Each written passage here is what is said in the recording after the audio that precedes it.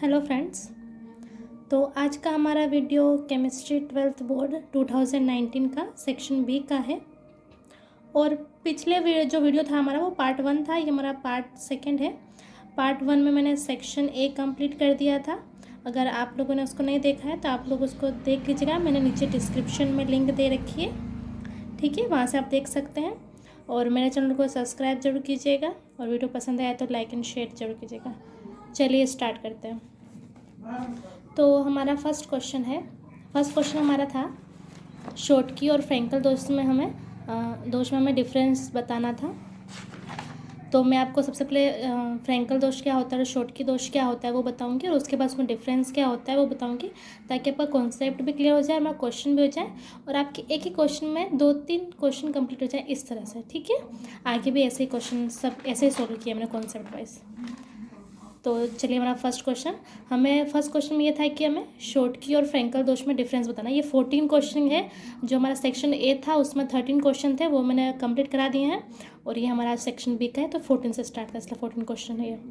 तो इसमें हमें अंतर बताना था। तो सबसे पहले शॉटकी और फ्रैंकल दोष क्या होता है। तो शॉटकी और फ्रैंकल दोष जो है वो क्रिस्टल में पाया जाता है। जो क्रिस्टल में आयन होते हैं उन आयन में कमी हो जाती है या बढ़ोतरी या हो जाती है, तो उसके कारण जो दोष उत्पन्न होता है वो हमारा शॉटकी और फ्रैंकल दोष होता है। तो सबसे फर्स्ट शॉटकी दोष। तो आयनिक क्रिस्टलों में ये दोष उत्पन्न होता है जब कुछ धनायन और उसी संख्या में ऋणायन अपनी जालक बिंदुओं को छोड़कर रिक्तियाँ बना लेते हैं, अर्थात केटायन द्वारा छोड़े गए होल की संख्या एनायन द्वारा छोड़े गए होल की संख्या के बराबर होती है। यानी इसमें ये होता है कि हमारा ये क्रिस्टल है, ठीक है, इस क्रिस्टल में हमारे अगर एक जगह से केटायन जा रहा है, केटायन यानी धनायन, एक जगह से केटायन अगर वहाँ पे होल बना रहा है वहाँ पर, तो दूसरी जगह से हमारा एनायन जाएगा यानी ऋणायन जाएगा।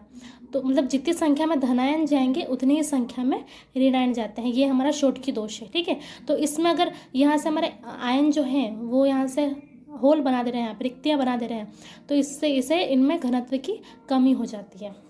तो ये कुछ पॉइंट्स मैंने एग्जाम्पल भी बता रखे हैं।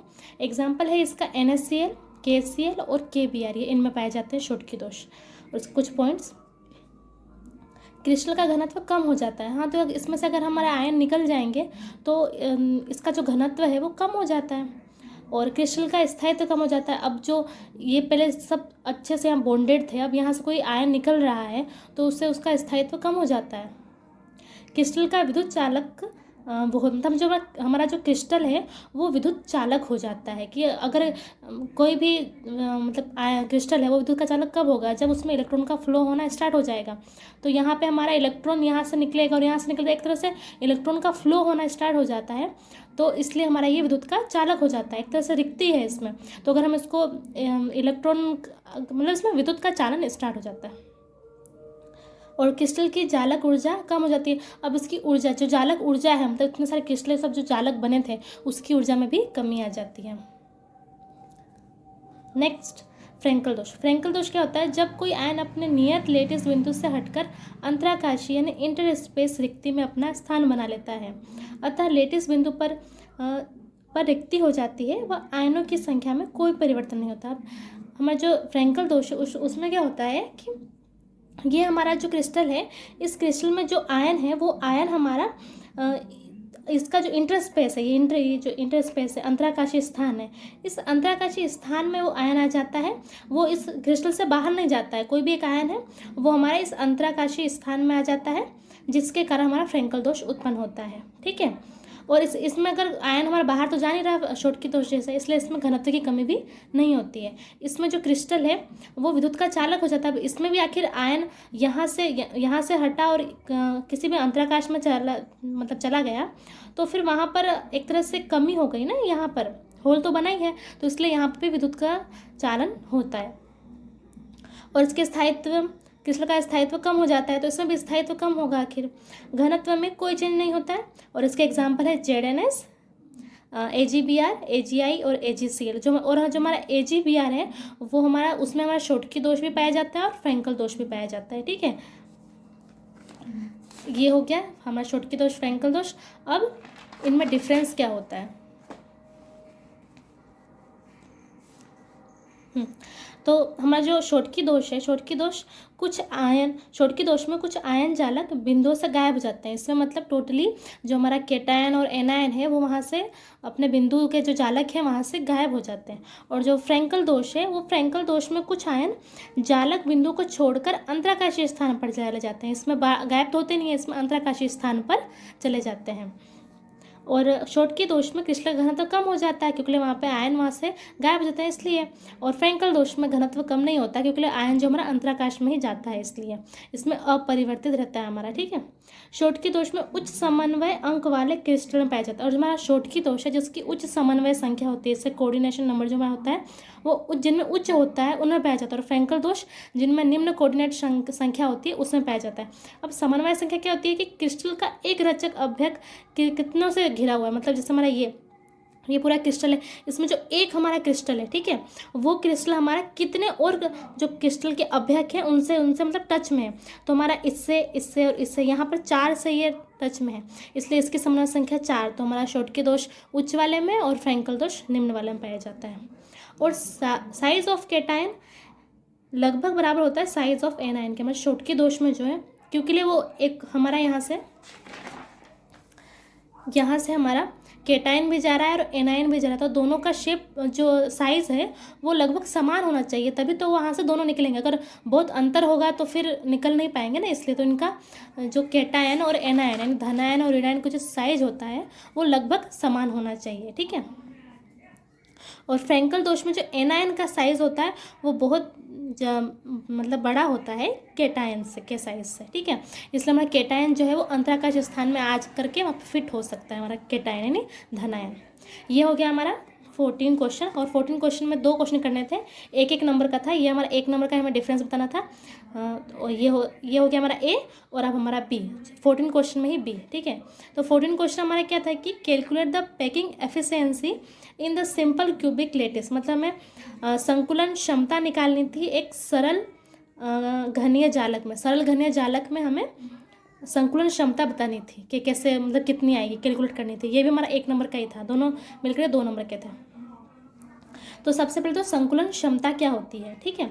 तो संकुलन क्षमता किसी एकक कोष्टिका में कुल उपलब्ध स्थान का वह प्रतिशत भाग जो अवयवकणों के द्वारा संपूरित होता है। मतलब संकुलन क्षमता क्या होती है, जैसे हमें कोई भी एक क्यूबिक दे, मतलब कोई भी एक हमें स्क्वायर दे रखा है, आयत दे रखा है, वर्ग दे रखा है, एक जगह पर घन दे रखा है, तो अगर उसमें जो हमारे परमाणु है वो परमाणु को हम उनको इस तरह से भरें कि वो उसका इतना एरिया कवर कर ले, मतलब कितना एरिया उसका कवर कर सकते हैं वो चीज़ें, तो वो जो मतलब परमाणु है एक तरह से गोले हैं वो कितना एरिया कवर कर सकते हैं और कितना एरिया बचता है, तो जो हमारा एरिया जो कवर कर लेते हैं वही हमारा संकुलन क्षमता होता है। तो इसका फॉर्मूला एक तरह से क्या होता है कि अवयव कणों का आयतन, यानी जो ये हमारे परमाणु या आयन या एटम जो भी हमारे एक क्यूब में है तो उसका आयतन बटा एकक कोष्ठिका का आयतन। एकक कोष्ठिका यहाँ पे यूनिट सेल, यानी ये जो हमारा एकक कोष्ठिका, इसको मान लीजिए ये हमारी एकक कोष्ठिका में जो घन है ना, उस घन में एकक कोष्ठिका का आयतन कितना है वो इंटू 100, ठीक है। अब जो हमारे एकक कोष्ठिका हम किस किस का मतलब संकुलन क्षमता निकालते हैं वो जो हम पढ़ते हुए, एक तो सरल एकक कोष्ठिका का, एक अंतः एकक कोष्ठिका यानी बीसीसी, और एक फलक केंद्रित एकक कोष्ठिका यानी एफसीसी। और हमारा जो क्वेश्चन था वो सरल एकक कोष्ठिका के लिए हमें संकुलन क्षमता निकालना था। तो चलिए अब हमारा क्वेश्चन का आंसर यहाँ से स्टार्ट हो रहा है। ये तो मैंने आपको बेसिक बताया था कि संकुलन क्षमता क्या होती है, बाकी मेरा क्वेश्चन का आंसर यहाँ से स्टार्ट हो रहा है, ठीक है।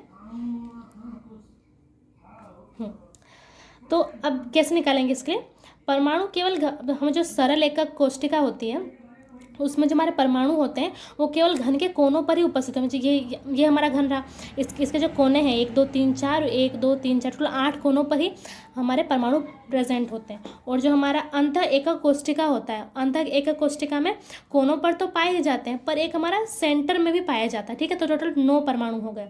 और फलक केंद्रित एकक कोष्ठिका यानी इसमें हमारे कोनों पर तो पाए ही जाते हैं 8, ठीक है। और जो हमारा फलक, एक जो फलक बना जैसे ये फलक, ये फलक, ये फलक, ये जो फलक स्क्वायर में जो फलक है ना, इन सब फलक के सेंटर में भी एक पाए जाते हैं, वो हमारा फलक केंद्रित, यानी ये तो हमारे कोनों पर तो हो गए 8 और ये 1 2 3 4 5 6 ये भी हो गए, ठीक है। टोटल 12 हो जाते हैं फलक केंद्रित में, इस तरह से। तो हमारा जो सरल एकक कोष्ठिका है उसमें कोनों पर परमाणु पाए जाते हैं, ठीक है। और घन के किनारों पर कण एक दूसरे से संपर्क में रहते हैं। अब जो हमारा ये यहाँ पर जो कण या गोले जो हमारे प्रेजेंट है परमाणु, वो इस तरह से रहते हैं कि दोनों आपस में टच में रहते हैं यहाँ पर, ठीक है। मतलब बिल्कुल ये जो हमारा माने जो हमारी लाइन है, उस लाइन को बिल्कुल बराबर भागों से हमारे गोले इस तरह से यहाँ पे टच में रहते होंगे, ठीक है। और घन की, अब हमने मान ली कि घन की एक भुजा की लंबाई हमारी कितनी है, a, ठीक है। तो प्रत्येक कण का अर्धव्यास या त्रिज्या कितनी हो जाएगी, r। अब गोले की त्रिज्या क्या होती है, r, और त्रिज्या क्या होती है, अर्धव्यास होती है, तो वही, तो हमारी त्रिज्या r हो गई। तो अब हमें ये जो हमारा a भुजा है, इसको अगर हम किससे मतलब बता सकते हैं कि क्या होगा, तो ये जो हमारे दो गोले हैं, इन दो गोलों का जो अर्धव्यास है, उन दोनों को अगर हम जोड़ देंगे तो हमारा इस भुजा के बराबर हो जाएगा। तो a बराबर 2r। ये जो हमारा गोला है, ये इसका r त्रिज्या और इसकी r त्रिज्या, और हमारी टोटल भुजा हमारी यही है, a है हमारी। तो r प्लस r हमारा a के बराबर, इसलिए यहाँ पे 2r आ गया है। अब हम इसका आयतन निकालना है, तो घनीय एकक कोष्टिका का आयतन कितना हो जाएगा, a की पावर, किसी भी घन का आयतन कितना होता है, a की पावर, मतलब भुजा का q, ठीक है। तो अब हमें a का हमारे यहाँ पे मान कितना था, 2r, तो बस वहाँ पे मान हमें रखना है 2r की पावर q, और 2 का q कितना होगा, 8r q, ठीक है। अब घन के कोनों पर 1/8वां हिस्सा पाया जाता है। ये जो हमारे जो कोनों पर परमाणु है, वो एक तरह से 1/8वां हिस्सा पाया जाता है हमारा, ये बताया जा रहा है, ठीक है, क्योंकि 8 कोने हैं ना, इसलिए। सरल घनीय एकक कोष्टिका में केवल एक परमाणु ही होता है। हाँ, ये चीज़ है कि हमारा जो सरल एकक कोष्टिका जो है, उसमें हमारा केवल एक परमाणु ही पाया जाता है। ये चीज़ आपको बहुत अच्छे से पता होना चाहिए कि एक परमाणु से ही पाया जाता है, ठीक है। एटम पर यूनिट सेल कहने का मतलब है कितना पाया जाता है, एक परमाणु पाया जाता है। अगर हम पर यूनिट सेल निकालें तो उसके लिए, तो अध्यासित दिक् स्थान का आयतन यानी गोले का आयतन कितना होगा, 4/3 पाई आर स्क्वायर। गोले का आयतन हमने 10th में पढ़ा था ना, कितना होता है, 4/3 पाई आर स्क्वायर, ठीक है। तो अब संकुलन क्षमता, अब यहाँ से हमारा आ गया, हमारे पास हमने सब डिराइव कर लिए। अब हमें संकुलन क्षमता निकालनी है। तो एक परमाणु का आयतन यानी गोले का आयतन, जैसे हमने यहाँ बताया था अभी, यहाँ पे निकाल के वैसे ही। अब एक कणों का आयतन था, तो हम यहाँ एक की बात कर रहे हैं, तो इसलिए यहाँ पे गोले एक परमाणु का आयतन बटा घनीय एकक कोष्टिका का आयतन।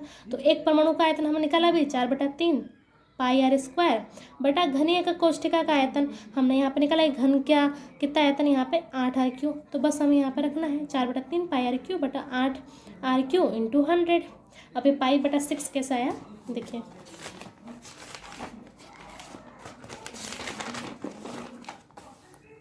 हमें देखा था 4/3 पाई आर स्क्वायर बटा 8r क्यू, ठीक है।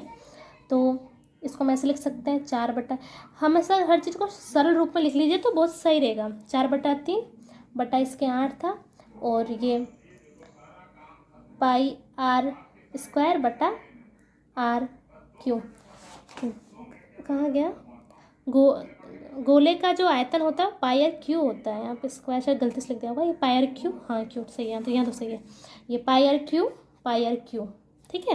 घन के गोले का किसी का भी आयतन हम क्यू में ही लेते हैं, ठीक है। तो क्यू, तो हमारा आर क्यू से तो आर क्यू कट जाएगा, यहाँ पाई आर, मतलब आर क्यू से आर क्यू कट गया, यहाँ से पाई बचेगा। अब हमें इसको सोल्व करना है, तो 4/3 और इसके नीचे 1 ये ऊपर आएगा, तो हमारा हो जाएगा 4/3 इंटू 1/8, यहाँ से 2 बार में काट देंगे, ये बचेगा हमारा 1/6, और ये पाई का गुणा हो जाएगा, तो पाई बटा 6 हमारा बचेगा, ठीक है। ये रहा हमारा पाई बटा 6 इंटू 100। अब पाई की वैल्यू कितनी होती है, 22/7 इंटू 6 का गुणा इंटू 100, बस इनको गुणा सोल्व किया, और हमारा कितना परसेंटेज कितना आएगा, 52% आएगा, ठीक है। तो 52% यानी यहाँ पे ये है कि जो हमारा घन है, उस घन में जो गोले प्रेजेंट हैं, वो जो गोले हैं वो इस पूरे घन का 52% भाग घेर लेते हैं।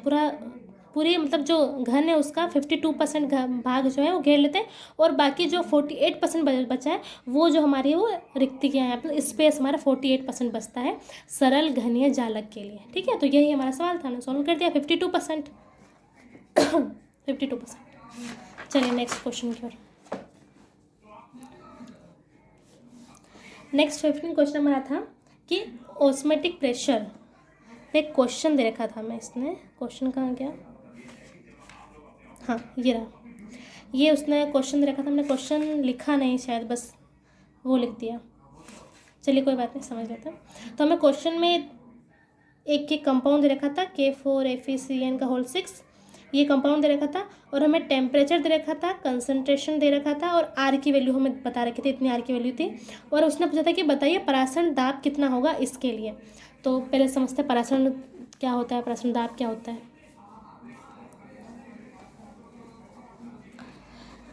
तो परासरण से पहले यहाँ विसरण बता रखा है हमने, डिफ्यूज़न यानी विसरण क्या होता है। तो हमें एक यहाँ पे बीकर देखा है, बीकर में एक हमारे यहाँ पे मेम्ब्रेन लगा रखी है, ठीक है।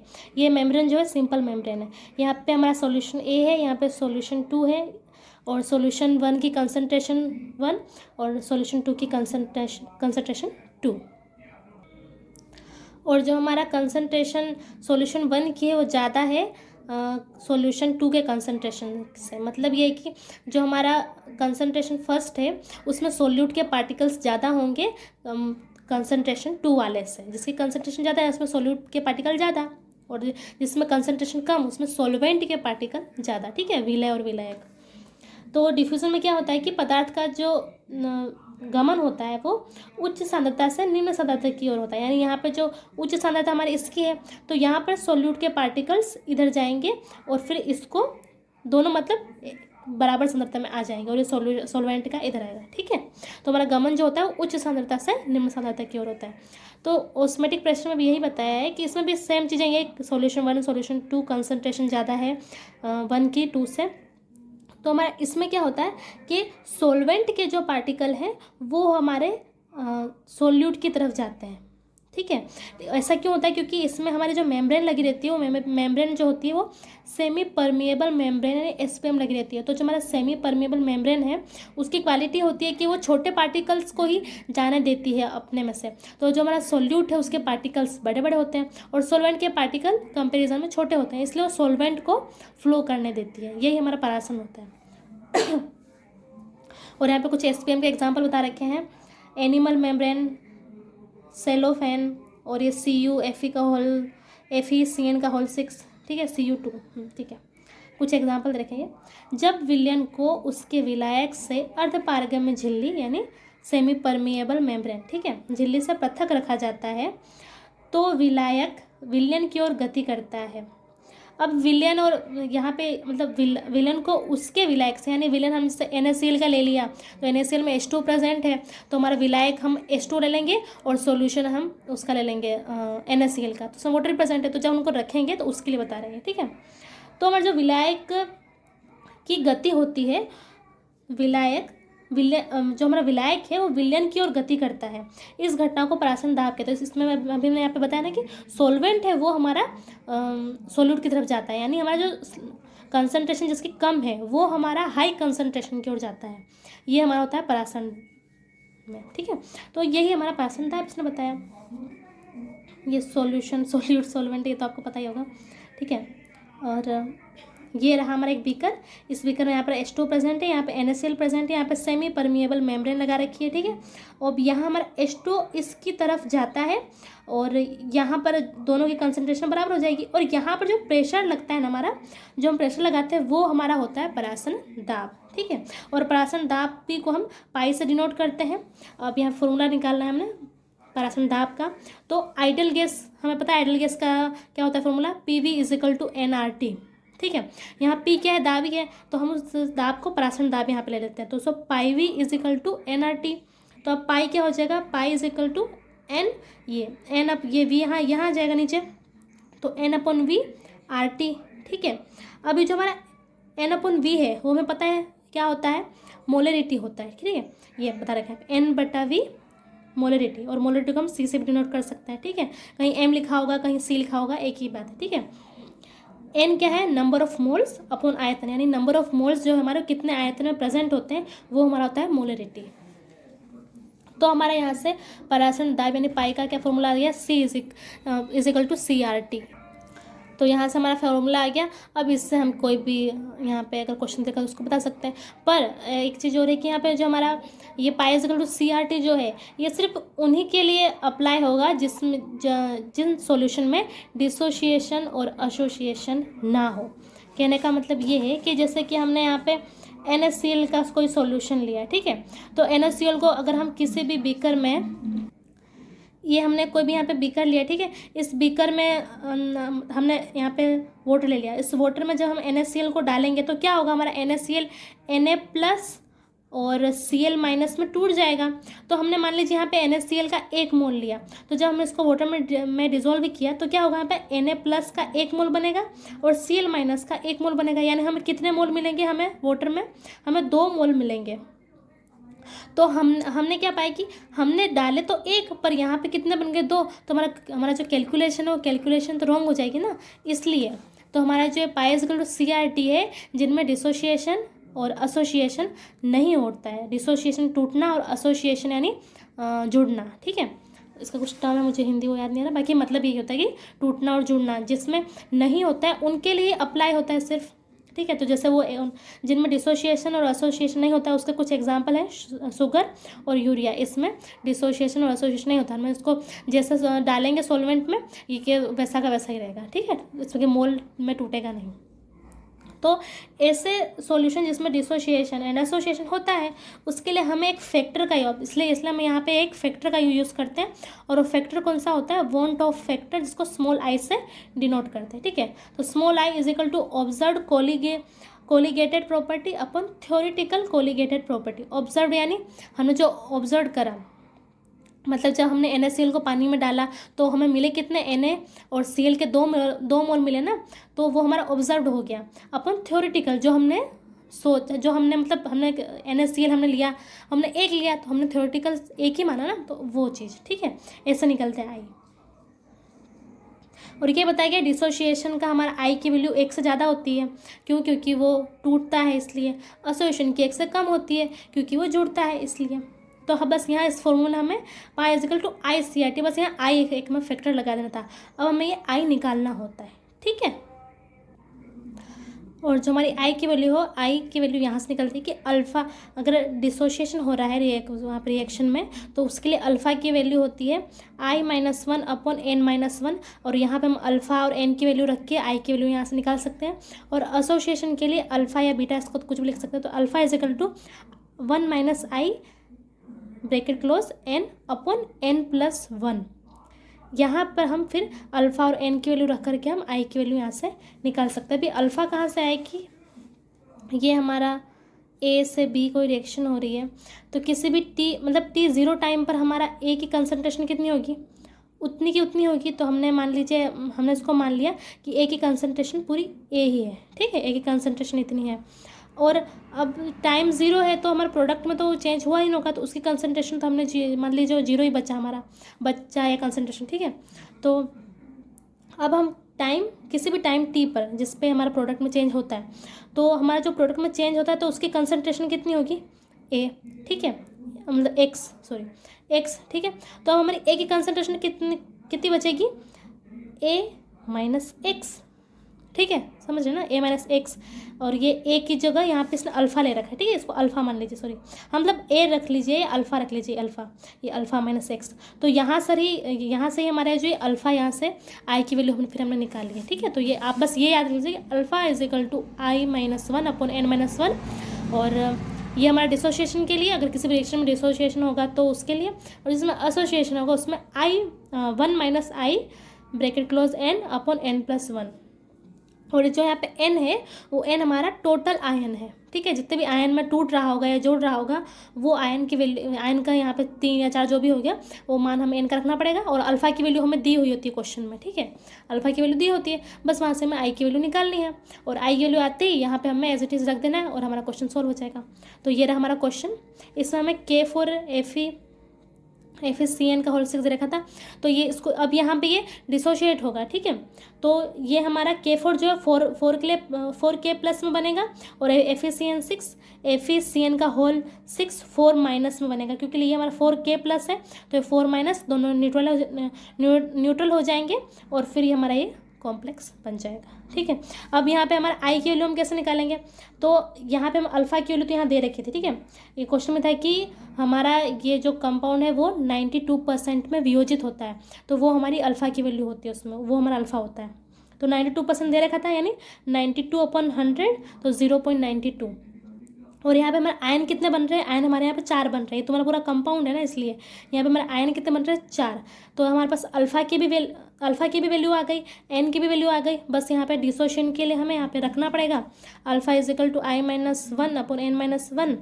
तो अल्फा की वैल्यू हमारी होती है 0.92, यहाँ पे 0.92 रखना होगा, इज इक्वल टू आई हमें निकालना है, तो I-1 अपॉन हमारा जो आयन है 4-1।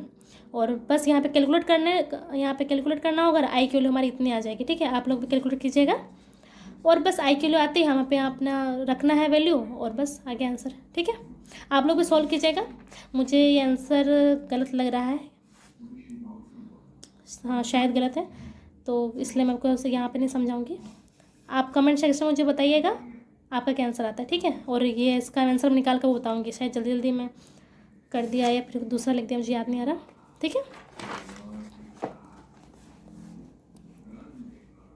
तो हमारा 15 क्वेश्चन हो गया। अब हमारा 16 क्वेश्चन में ये था कि factor which affect conductance of electrolyte, यानी विद्युत अपघट्य की जो चालकता होती है, इलेक्ट्रोलाइट यानी विद्युत अपघट्य, कंडक्टेंस की चालकता, तो जो विद्युत अपघट्य की चालकता होती है उसको कौन कौन सा फैक्टर अफेक्ट करते हैं, कौन से फैक्टर जो है उसे प्रभावित करते हैं।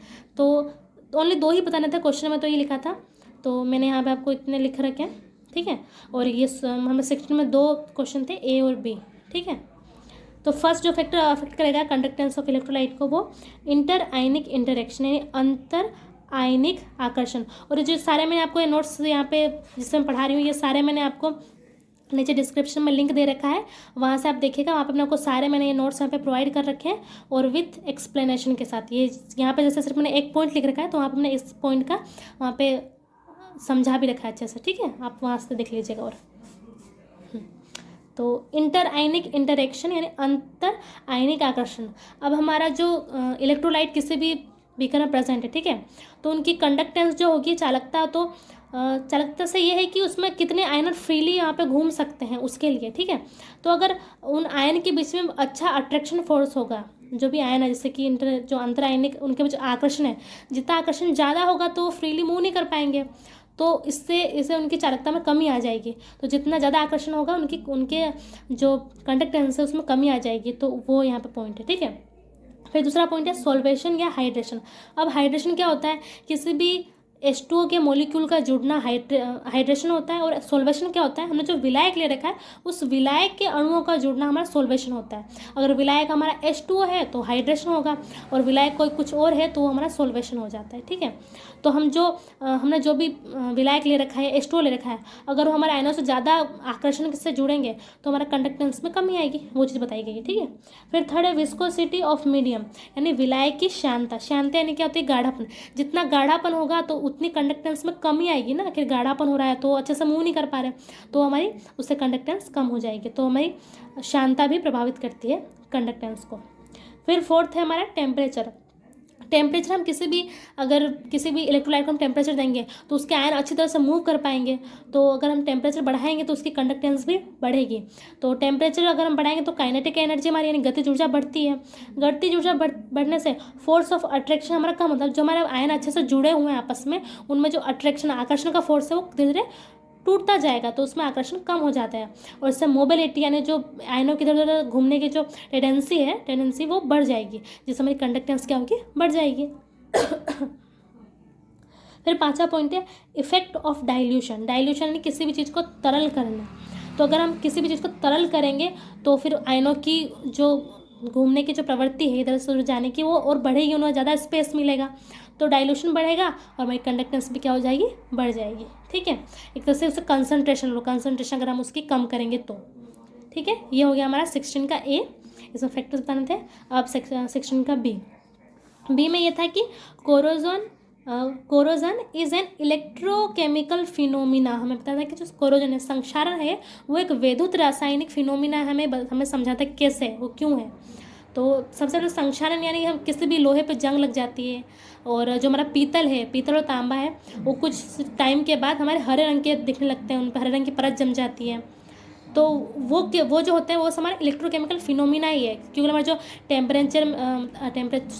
एनवायरनमेंट में जो हमारी नमी प्रेजेंट है, O2 प्रेजेंट है, CO2 प्रेजेंट है, उनके प्रेजेंस में जो हमारे मेटल है वो रिएक्शन कर लेते हैं, जिसके कारण उस पर जंग लग जाती है, ठीक है। तो हमें लोहे की जंग को यहाँ पे बताना है। तो जब एक धातु को विशिष्ट वातावरण में रखा जाता है तो वह वातावरण से क्रिया कर सकती है, जिसके फलस्वरूप उसकी सतह कुलुषित हो जाती है। उसकी सतह जो है थोड़ी कुलुषित, मतलब जंग लगने के बाद कैसा हो जाता है, लोहा कमजोर भी तो पड़ जाता है ना, इसलिए वो चीज़। तो जो हमारे रस्टिंग है जंग, ये हमारा एक मेटल आयरन है, यहाँ पे आयरन की रोड रखी हुई है, Fe यानी आयरन, ठीक है। तो आयरन की रोड रखी है और एनवायरनमेंट से इसके ऊपर एक वाटर की ड्रॉप, ये ड्रॉप है, वाटर की ड्रॉप आ गई है H2O, और हमारे जो एनवायरनमेंट में CO2 और O2 प्रेजेंट है वो भी इसके पास आ गए हैं। तो देखिए इसमें किस तरह से रिएक्शन होती है कि केमिकल एक फिनोमिना बन जाता है। देखिए सबसे फर्स्ट तो यहाँ CO2 और H2O रिएक्शन करती हैं, जो CO2 है और वो H2 आपस में मिलकर H2CO3 बनाते हैं, ठीक है। फिर ये जो H2CO3 है वो वापस 2H+ और CO3 2- आयन में टूट जाता है, ठीक है। ये हमारे आयन बन गए यहाँ पे। फिर हमारा जो H2O है वो H+ और OH- आयन में टूटता है, ठीक है। और Fe जो है हमारा Fe2+ और यहाँ पे 2 ले रखा है इसलिए 4 इलेक्ट्रॉन यहाँ पे निकले हैं, ठीक है। तो Fe2+ और 4 इलेक्ट्रॉन में टूटा। ये जो हमारी रिएक्शन होती है एनोड पर हमारा इलेक्ट्रॉन का लूज होता है, ठीक है। इलेक्ट्रॉन यहाँ से लूज होते हैं। और जो कैथोड पर है, कैथोड पर हमारा इलेक्ट्रॉन का गेन होता है, ठीक है। इलेक्ट्रॉन को जो एक्सेप्ट करते हैं वो जो हमारा होता है वो कैथोड होता है, और इलेक्ट्रॉन को जो निकाल देते हैं वो हमारा एनोड होता है, ठीक है। फिर यहाँ पे O2 जो हमारा O2 और 4H+ आयन आएंगे और 4 इलेक्ट्रॉन आकर क्या बनाते हैं, H2O के 2 मोल बना देते हैं, ठीक है। फिर इन सब ओरल रिएक्शन से यहाँ पे हमारा क्या बनेगा, यहाँ पे 2Fe + O2 + 4H, ठीक है। इन ओरल रिएक्शन से हमारा यहाँ पे 2Fe आ जाता है, फिर O2 आ जाता है, फिर 4H+, और फिर ये रिएक्शन करके हमारा 2Fe2+ और 2H2O, फिर यहाँ से भी H2O बन जाता है और 2Fe2+ बन जाता है। फिर ये जो Fe2+ हमने लिया है, ठीक है, Fe2+ O2 के पास जाता है और H2O, ये तीनों मिलकर मतलब Fe2+, O2 और H2O ये तीनों मिलकर हमारा फेरिक ऑक्साइड बनाते हैं, ठीक है। और यहाँ पे इसको 4 मोल लिए हैं तो स्टेबलाइज करने के लिए, ठीक है, किस तरह से हो गया, तो इसको 4 लिए हैं, यहाँ पे 2 ले लिए हैं। बाकी हमारा जो आयरन का Fe2+ है, O2 और H2O मिलकर हमारा फेरिक ऑक्साइड बनाते हैं और यहाँ पे 8H+ आयन निकल गए, ठीक है। ये Fe2O3 का हमारा क्या होता है, फेरिक ऑक्साइड होता है। फिर ये जो फेरिक ऑक्साइड है वो जल के किसी भी एक मोल से रिएक्शन करता है और उससे हमारा Fe2O3.XH2O और कितने भी मोल H2O के वो मिलकर हमारा एक रस्ट यानी जंग का निर्माण करते हैं। तो ये जो रिएक्शन है ये एक इलेक्ट्रोकेमिकल फिनोमिना है, यही यहाँ बतानी थी, ये बस रिएक्शन लिखनी थी, ये हमारा आंसर है। ओके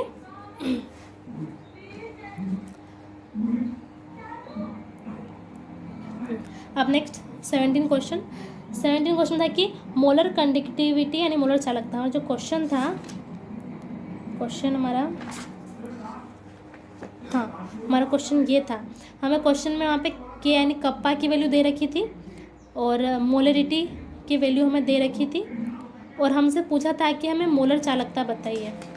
तो सबसे पहले तो मोलर चालकता क्या होती है, ठीक है। देखिए आपको इस तरह से बता रही हूँ ताकि जो आपका कॉन्सेप्ट भी वो भी क्लियर हो जाए, क्वेश्चन भी हो जाए। उस क्वेश्चन में मैं सिर्फ क्वेश्चन बता दूँगी तो आपको समझ नहीं आएगा कि कैसे ये मतलब कैसे क्या हुआ, इसलिए आपको कॉन्सेप्ट वाइज बता रही हूँ, ठीक है।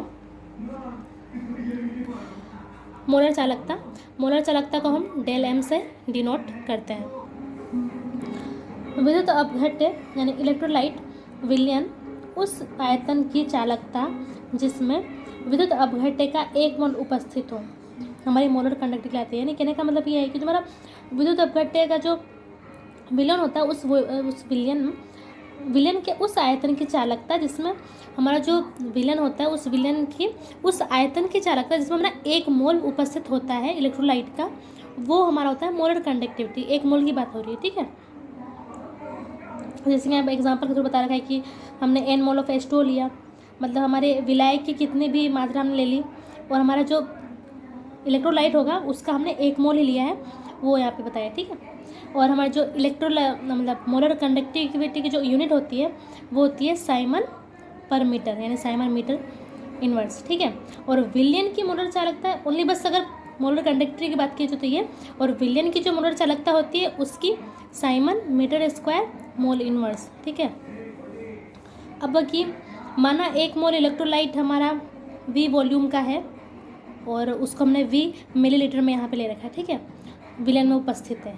1 मोल जो हमारा इलेक्ट्रोलाइट है उसको हमने किसी वॉल्यूम में ले रखा है और उस वॉल्यूम का जो मात्रा है वो मिलीलीटर में, ठीक है।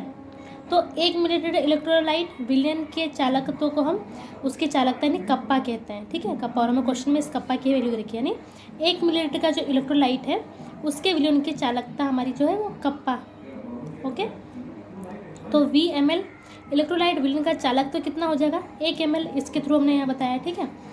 VmL का कितना हो जाएगा 1 ml, ये यहाँ से ये VmL का हमारा इससे इलेक्ट्रोलाइट का यहाँ भी 1 ml हो जाएगा। 1 ml का चालक तो इंटू V, ठीक है। अब हमारा जो मोलर चालकता है वो हमारा हो जाएगा कप्पा इंटू V वॉल्यूम, ठीक है। कितना हो जाएगा हमारा मोलर कंडक्टिविटी, वो कप्पा इंटू V। अब हमें पता है कि जो हमारी मोलरिटी होती है वो किसके बराबर होती है N/V, अभी बताया था, ये नंबर ऑफ मोल्स अपॉन आयतन, ये लीटर में, ठीक है। तो अब यहाँ से हमें V की वैल्यू हम निकालेंगे, तो V litre is equal to कितना हो जाएगा 1/m। 1 कैसा है मैंने यहाँ पे 1 मोल यहाँ पे हमने इसका माना, ठीक है। तो V litre is equal to 1/m। अब हम इस लीटर को सेंटीमीटर क्यू या मिलीलीटर क्यू में हम कन्वर्ट करें तो कितना हो जाएगा हमारा 1/m इंटू 1000 का गुणा हो जाएगा बस, ओके। अब यहाँ से हमारी मोलर कंडक्टिविटी यानी मोलर चालकता की वैल्यू आ गई del m is equal to kappa into 1000/m। इसी फॉर्मूले से हमें सब सॉल्व करना है, ठीक है। तो ये रहा हमारा क्वेश्चन, ये रहा। इसमें हमें क्वेश्चन हमें कप्पा की वैल्यू दे रखी थी, ठीक है। हमें क्वेश्चन में कप्पा की वैल्यू दे रखी थी और मोलरिटी की वैल्यू दे रखी थी। बस हमें यहाँ पे del m is equal to kappa की वैल्यू इंटू 1000/मोलरिटी की वैल्यू रखनी थी, ठीक है। तो यहाँ से हमारा ये देखिए कैसे हुआ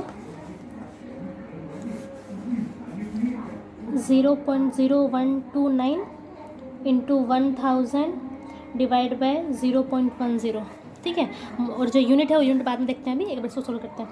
तो बस एक बार तो आप हटा दीजिए ये 4 0 1 2 3 4, यहाँ से 1 2, अब यहाँ 4 0 से हमारा ये 4 0 कट जाएगा, 4 0 से ये 1 0 कट जाएगा, तो 129, यहाँ पे 129 ही बचेगा। और हमारी यूनिट यहाँ पे थी साइमन सेंटीमीटर इनवर्स और ये सेंटीमीटर क्यूब, तो 1 सेंटीमीटर से यहाँ पे कट जाएगा, तो हमारा सेंटीमीटर स्क्वायर बचेगा, साइमन बचेगा और मोल इनवर्स ऊपर आ जाएगा। तो ये Simon centimetre square mole inverse, ठीक है। ये हमारी इसकी मोलर कंडक्टिविटी हो जाएगी। अब नेक्स्ट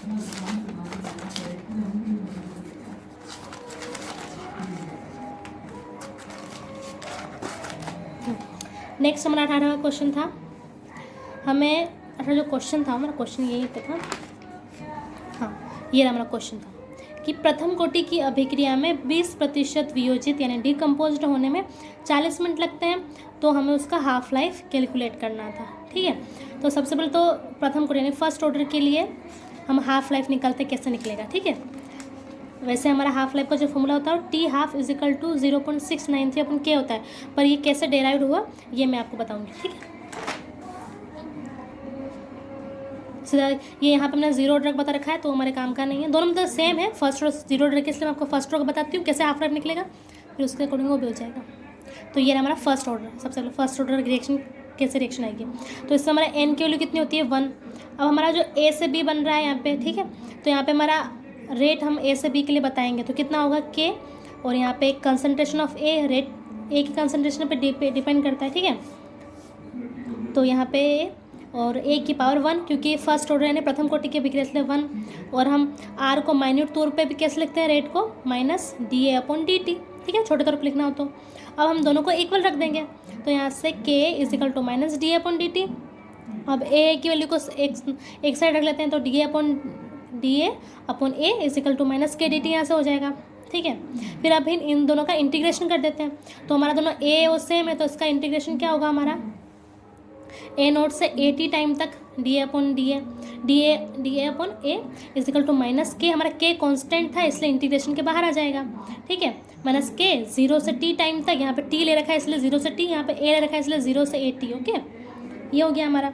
अब यहाँ से क्या होगा हमारा, जब हम dx/x अगर किसी का हमें इंटीग्रेशन करना होता है, ठीक है, तो वो हमारा क्या होता है log x होता है, और dx का इंटीग्रेशन x होता है, ठीक है, dx/x का इंटीग्रेशन log x होता है। तो यहाँ से हमारा ये आ जाएगा ln, ठीक है। ये जो log है वो log का बेस x है यहाँ पे, इसलिए ln ले रखा है, ठीक है, ये ln। अब ये कंसनट्रेशन A की और ये टोटल है, ये पूरा की बात है, ठीक है। ये दोनों यहाँ A0 से A0 से AT टाइम तक हमारा माइनस K, और ये हमारा जो T है, अब ये T0 से, तो यहाँ पे T -0 हो जाएगा यहाँ पे, ठीक है। फिर अब T में से 0 जाएगा तो 0 बचेगा, इसलिए सीधा माइनस KT यहाँ लिख दिया है। अब क्या होगा, ये जो ln A और A0 से AT है, तो ये हमारा ln AT minus ln A0 हो जाएगा, ठीक है, इक्वल टू माइनस KT। अब यहाँ पे, यहाँ से हम सीधा या तो यहाँ पे आ जाइए, या तो ऐसे भी लिख सकते हैं, ये ln AT equal to ln A0 minus KT, या फिर ये अगर log के या फिर ln के माइनस में कोई होता है, ठीक है, संख्या कांस्टेंट नहीं, मतलब कोई भी वैल्यू, ठीक है, तो वैल्यू को हम ऐसे डिवाइड में लिखते हैं, ठीक है, और डिवाइड वाले को हमें वापस खोलना होता है तो उसको हम ऐसे माइनस में लिखते हैं, ठीक है। तो ln AT अपॉन A0 हो जाएगा ये, ठीक है, is equal to minus KT, ठीक है। फिर क्या होगा, अब ये जो माइनस आप यहाँ रखो या यहाँ रखो, एक ही बात है। तो यहाँ पे माइनस ln बस माइनस को यहाँ ले लिया गया, और फिर यहाँ से k की वैल्यू इससे निकाली है, और ये A0 ऊपर आ गया, इसलिए यहाँ पे माइनस की वैल्यू हट गई है। तो k is equal to 1/t ln A0 upon AT, ठीक है। ये हमारा यहाँ पे इक्वेशन k की आ गया। अब हमें k की वैल्यू आते ही बस, अब यहाँ पे क्या होगा, एक चीज़ और कि यहाँ पे ln, अब इसको और थोड़ा सॉल्व करते हैं। जो हमारा ln है, ln is equal to 2.303 log होगा, ठीक है। तो अब k बराबर क्या हो जाएगा, 2.303, क्योंकि यहाँ पे ln की वैल्यू हमारी कितनी, 2.303 log, तो बस यहाँ पे हमें ln की वैल्यू रखनी है। तो 2.303 ये अपॉन t log A0 की कंसंट्रेशन अपॉन AT की कंसंट्रेशन, ठीक है। अब यहाँ पे क्या हो गया, 2.303 upon t log A upon A minus x हो गया। तो देखिए यहाँ पे कैसे आया, यही वही बात होगी, ए से भी बताया था हम लोग को, ए से बी हमारा कोई रिएक्शन हो रही है, तो T0 टाइम पर हमारी ए की कंसंट्रेशन हमने ए मान ली, 0 की कंसंट्रेशन 0 टाइम पर 0 ही रहेगी, और किसी भी टाइम टी पर जिसमें हमारा प्रोडक्ट में कन्वर्ट हो रहा है, उस टाइम पर हमारा बी की कंसंट्रेशन कितनी बचेगी x, तो फिर मतलब तो फिर हमारी ए की कंसंट्रेशन कितनी रहेगी, ए माइनस एक्स, ठीक है। तो वहीं से हमारा यहाँ पे A0 यानी ए इनिशियल अपॉन AT था हमारा, तो A0 की कंसंट्रेशन हमारी कितनी है यहाँ पे A, और AT की हमारी कंसंट्रेशन कितनी है A माइनस एक्स। तो यहाँ से हमारा ये इसकी वैल्यू हमने यहाँ पे लिख दी है, ठीक है, ये इस तरह से। अब बस हमारी K की वैल्यू आ गई। अब हम हाफ लाइफ निकालते हैं, हाफ लाइफ कैसे निकलेगी। तो हाफ लाइफ के लिए हमारा ये जो T है, ये T हाफ हो जाएगा, ठीक है, और इसकी वैल्यू भी चेंज हो जाएगी, कि मतलब ये यहाँ बता रखा है, ये T हाफ पर क्या हो जाएगा, हमारा जो A माइनस एक्स है वो A/2 बचेगा, यानी में जो इनिशियल कंसंट्रेशन थी A, वो मतलब किसी भी T हाफ टाइम पर, ठीक है, हाफ टाइम की बात हो रही है, किसी भी हाफ टाइम पर हमारा जो A है वो A/2 बचेगा, यानी हमारा A माइनस जो एक्स है वो उसकी वैल्यू कितनी हो जाएगी, A/2 हो जाएगी। तो बस हमें यहाँ पे A की वैल्यू तो A ही रहेगी, और A माइनस एक्स हमारा कितना हो जाएगा, A/2 हो जाएगा। तो यहाँ से A कट जाएगा और 2 ऊपर जाएगा, यहाँ पे log 2 हो जाएगा, और log 2 होते ही हमारी log 2 की वैल्यू कितनी होती है, log 2 की वैल्यू होती है 0.3010। तो यहाँ पे k equal to 2.303 upon t log 2, और log 2 की वैल्यू हमने रखी 0.3010। अब इन दोनों का मल्टीप्लिकेशन हो जाएगा, और ये t हाफ है, दोनों का मल्टीप्लिकेशन किया तो 0.693 आएगा अपॉन t हाफ। अब यहाँ से t हाफ हमारा हो जाएगा 0.693 अपॉन k, ये हमारी t हाफ की रिएक्शन आ गई, ठीक है। बस इसी वैल्यू को हमें रखकर हमारा एक क्वेश्चन करना था, ये हमारा क्वेश्चन, इस क्वेश्चन को हमें करना था। इस क्वेश्चन में हमें टी हाफ पूछा था, हमें इसने टी हाफ की वैल्यू दे रखी थी, और ये हमारा 20% हमारा वियोजित यानी डिकम्पोज होता है हमारा, वो हम इसने हमें बता रखा था। यानी जो हमारा रिएक्शन है ए से बी बन रहा है तो वो 20% हो रहा है, ये चीज़ें हमें बता रखी थी। तो अब टी हाफ का हमें फॉर्मूला पता है 0.693 अपॉन के। अब ए से बी हमारा बन रहा है, ये हमारा इनिशियल कंसंट्रेशन पे ए का कंसंट्रेशन A, B का 0, और after time A minus x, और ये x बचेगा, ठीक है। तो यहाँ पे हमें जो ये 20% जो है, अब हमने माना हमारा A की स्टार्टिंग कंसंट्रेशन कितनी थी 100, तो A माइनस एक्स यानी इसने 20% बता रखा है, और मतलब 20% हमारा वियोजित हुआ, तो A माइनस वियोजित हुआ नहीं, इतना हमारा वियोजित हो गया, खत्म हो गया, तो हमारा x हमारा 20% हो गया, तो A माइनस एक्स हमारा 100 माइनस 20 हो गया। तो बस हमें यहाँ वैल्यू रखनी है, k is equal to 2.303 upon t log यहाँ पर जो फॉर्मूला रखा गया है वो ये वाला फॉर्मूला रखा गया है, ये वाला। क्यों? क्योंकि यहाँ पे हमें क्वेश्चन में से 20% वियोजित हो रखा है, ये दे रखा था, तो हमें पहले के की वैल्यू कैलकुलेट करनी पड़ेगी ना, इसलिए हमने ये वाला यहाँ पे लिया है। ठीक है, तो अब 2.303 upon T log a upon a minus x. अब यहाँ से क्या हो जाएगा 2.303 टी log 100, हमारा a 100 था upon 100 minus 20 is equal to यहाँ पे हमारा बचेगा 2.303 और t जो है हमारा t की वैल्यू यहाँ पर रख दी 40, हमारा t यहाँ पे टाइम दे रखा है 40 मिनट। ठीक है, 40 मिनट log 100 अपॉन 80, 100 के बाद बचेगा हमारा 10 अपॉन 8। ठीक है, फिर क्या करेंगे यहाँ पे, ये जो log 10 अपॉन 8 है, तो जो अपॉन में होता है log का उसको हम कैसे लिखते हैं, माइनस में आ जाता है, तो बस k is equal to 2.303 upon 40 log 10 minus log 8। ठीक है, अब हम यहाँ करेंगे, हमें log 10 की वैल्यू तो हमें क्वेश्चन में दे रखी थी, log 2 की वैल्यू दे रखी थी, यहाँ पे log 8 है, log 8 के हमें पता नहीं है, तो हम 8 को और कैसे लिख सकते हैं, 2 की पावर 3 लिखेंगे तो भी हमारा 8 हो जाता है, तो हम इस log 8 को log 2 की पावर हम यहाँ पे log 2 की पावर 3 लिख देंगे, ताकि हमें 2 की भी पता है और 10 की भी पता है। log 10 की 1 होती है और 2 की 0.3010 होती है, हमें क्वेश्चन में दे रखा था। ठीक है, तो इस तरह से हमने लिख दिया। अभी k is equal to 2.303 upon 40, 1 minus 3 into, अभी जो हमारा वो जो पावर थी उसको पावर को इंटू में ले आया, into 0.3010 is equal to 2.303 upon 40, 1 minus इसका गुणा कर दिया तो 1 माइनस 0.903, इसको जब घटाएंगे तो यहाँ पे हमारा बचेगा 0.097। तो इसको जब सोल्व किया तो सोल्व करने पर हमारा जो k की वैल्यू आई है वो k की वैल्यू आई है 0.00558 मिनट इनवर्स, क्योंकि हमारा 40 मिनट था ना, ये ऊपर आया तो मिनट इनवर्स में हो गया। अब हमें यहाँ पे हमारे पास k की वैल्यू आ चुकी है, तो अब टी हाफ कैसे निकलेगा, T half is equal to 0.693 upon T half की वैल्यू हमने यहाँ पे रख दी, और यहाँ पर टी हाफ की वैल्यू रख दी, ये हमारा मिनट इन यहाँ पे जो हमारा था मिनट इनवर्स में था ये, तो जब ऊपर आएगा तो वापस मिनट में हो जाएगा, तो बस इसका भाग दिया इसमें दिया, हमारा कितने आंसर आ गया 124.19 मिनट। ठीक है, ये हमारा सोल्व हो गया। अब चलते हैं नेक्स्ट जो हमारा 19 क्वेश्चन था कि रोल ऑफ ग्रेफाइट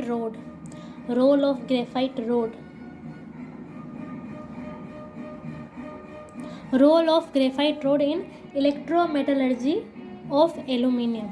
हमें जो ग्रेफाइट का जो रोल है, ग्रेफाइट रोड का जो रोल है, यानी वैद्युत धातु कर्म ऑफ एल्यूमिना का जो हम वैद्युत धातु कर्म करते हैं, यानी उससे हम एल्यूमिनियम का एक्सट्रैक्शन करते हैं, मतलब हमारा जो मेटल्स हैं वो प्योर फॉर्म में तो हमें पृथ्वी पर मिलते नहीं हैं, सब मिक्सचर फॉर्म में मिलते हैं। तो जो मिक्सचर फॉर्म में हमें मिलते हैं उसमें से हमें जब एल्यूमिनियम का निष्कर्षण करते हैं, ठीक है, जब धातु को हम एल्यूमिनियम को अलग निकालते हैं तो उसमें हमारा एक प्रयोग होता है, उस प्रयोग में जो ग्रेफाइट का रोल है उस रोल को हमें बताना था। तो सबसे पहले वो प्रयोग क्या था, थोड़ा सा हम उसको देख लेते हैं, फिर आपको अच्छे समझ में आ जाएगा। तो हमारा प्रयोग ये था कि हमारा जो बीकर जैसा आपको दिख रहा है, ये हमारा आयरन का एक टैंक था। इस प्रयोग का नाम कुछ होल ऑफ करके था, मुझे याद नहीं आ रहा अभी, ठीक है, आप मुझे कमेंट सेक्शन में बताइएगा इस प्रयोग का क्या नाम था। ठीक है, तो ये जो हमारा यहाँ पे बाउंड्री है ये हमारी आयरन टैंक की बाउंड्री थी। ठीक है, इसके अंदर हमारा यहाँ पे ये कार्बन लगा हुआ था, ये इस तरह से, ये कार्बन, ठीक है, ये कार्बन का यहाँ पे लेयर लगी हुई थी, और इस लेयर से हमारे यहाँ पे एक बैटरी जुड़ी हुई थी, और इस बैटरी के पास यहाँ पर एक छड़ के थ्रू यहाँ पर हमारे ग्रेफाइट लटका है, तीनों जो है ग्रेफाइट है। ठीक है, ग्रेफाइट की रोड यहाँ पे लगी हुई है, ये हमें लगा रखी थी, और यहाँ पे हमें एक सॉल्यूशन भर रखा था। इस सॉल्यूशन में जो मिक्सचर था वो मिक्सचर था हमारा एल्यूमिना का, क्रोलाइट का और फ्लोरस्पार का। ठीक है, और जो हमारा एल्यूमिना होता है, एल्यूमिना का फॉर्मूला होता है Al2O3, क्रोलाइट का होता है Na3Al(F6), और जो फ्लोरस्पार का होता है वो होता है CaF2। ठीक है, ये तीनों के जो मिक्सचर हमें इस यहाँ पर भरे हुए थे। अब यहाँ से हमें एल्यूमिनियम को निष्कर्ष करना था, और उसमें जो हमारा ग्रेफाइट रोड है उसका रोल क्या है वो हमें बताना था। तो और यहाँ से आउटलेट, यहाँ से हमारा एल्यूमिनियम निकलता है। ठीक है, अब जो हमारा एल्यूमिना है Al2O3 है, वो किस में हमारा कन्वर्ट होता है Al+3 और O2 2- में। ठीक है, ये Al+3 और O2 2- में।